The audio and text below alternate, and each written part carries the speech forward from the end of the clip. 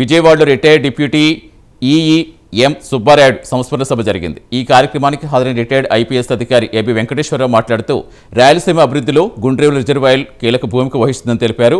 నిర్మాణం జరిగితే ప్రతి ఏటా సముద్రంలో కలిసే 1000 టీఎంసీల నీటిని వ్యవసాయానికి వినియోగించుకోవచ్చని చెప్పారు.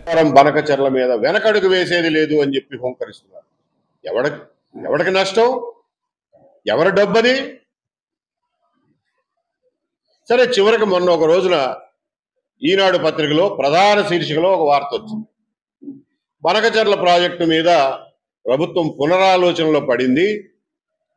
దాని సాధ్యాసాధ్యాలు విశ్లేషించి రివ్యూ చేసి బొల్లాపల్లి నుంచి సోమశిలకు తీసుకెళ్లే ప్రాజెక్టుగా దాన్ని మార్చే దిశగా ఆలోచన చేస్తున్నారు అని చెప్పి ప్రధాన శీర్షికలో ఈనాడు పత్రికలో ఒక బాధ్యతాయుతమైనటువంటి పత్రిక వాళ్ళు రాశారు.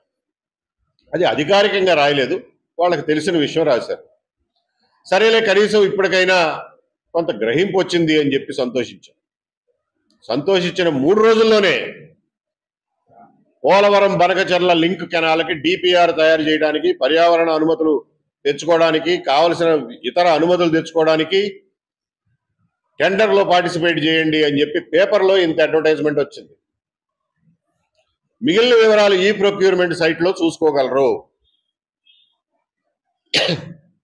అని చెప్పి ఇంత అడ్వర్టైజ్మెంట్ చూసాం. అరే, ఇంతలోనే మళ్ళీ వెనక్కెందుకు తిరిగారు రా అని చెప్పి అసలు ఈ ప్రొక్యూర్మెంట్ టెండర్లో ఏముందో చూద్దాం అని చెప్పి ఈ ప్రొక్యూర్మెంట్ సైట్లోకి వెళ్ళి చూస్తే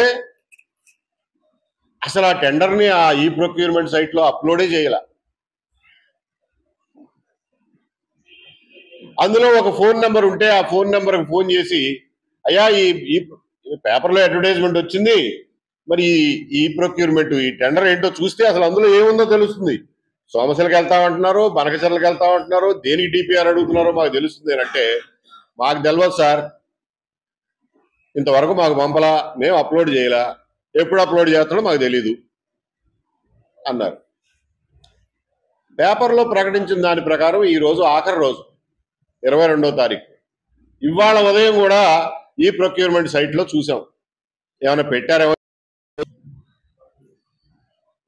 చివరికి ఒక క్షణాన వీళ్ళు దాన్ని ఆ బాధ్యతారహితమైనటువంటి వ్యక్తులు చేసిన ఆరోపణలనే నిజమని రుజువు చేసేలాగా ఈ హత్య కేసులో మృతుడి కుటుంబానికింత, గాయపడిన వారికింత, వాళ్ళ పిల్లలకింత, ఇంత భూమి, ఇంత డబ్బులు అని చెప్పి ఒక 10 ఎకరాల భూమి, 23 లక్షల డబ్బులు అనౌన్స్ చేస్తారు.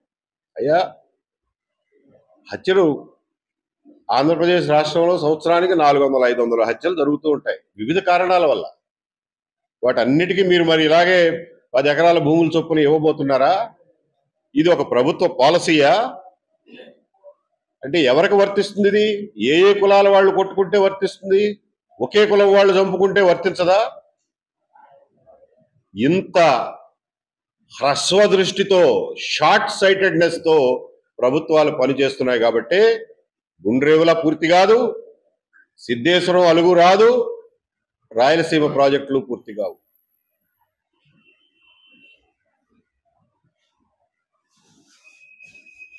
రాయలసీమ ప్రాజెక్టులు అసంపూర్తిగా ఉండడం వల్ల మీరు రైతులకి ఎష్యూరెన్స్ ఇవ్వలేకపోతున్నారు కాబట్టి, రైతులు దీర్ఘకాలికమైన నిర్ణయాలు తీసుకోలేకపోతున్నారు కాబట్టి నిన్నగాక మొన్న కూడా కర్నూలు నుంచి గ్రామాలు వలసపోయే పరిస్థితి వచ్చింది. వేరే చోట్ల పత్తి తీయడానికి పోతున్నారు. దీన్ని ఎత్తి చూపుతూ బాధ్యతగా ప్రాజెక్టులన్నీ సందర్శించి సంబంధిత ఇంజనీరింగ్ అధికారులతో మాట్లాడి వివరాలన్నీ తెలుసుకుని ప్రజలకి, ప్రభుత్వానికి లేఖల రూపంలో వాళ్ళకి తెలియపరిచి, అయ్యా ఈ పనులు ముందు చేపట్టండి అని చెప్తే,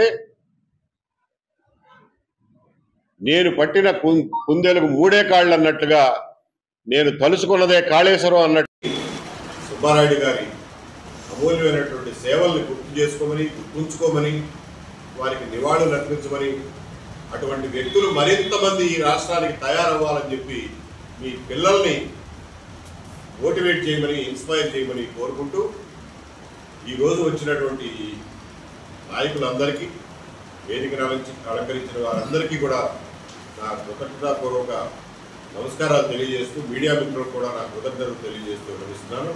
జై హింద్.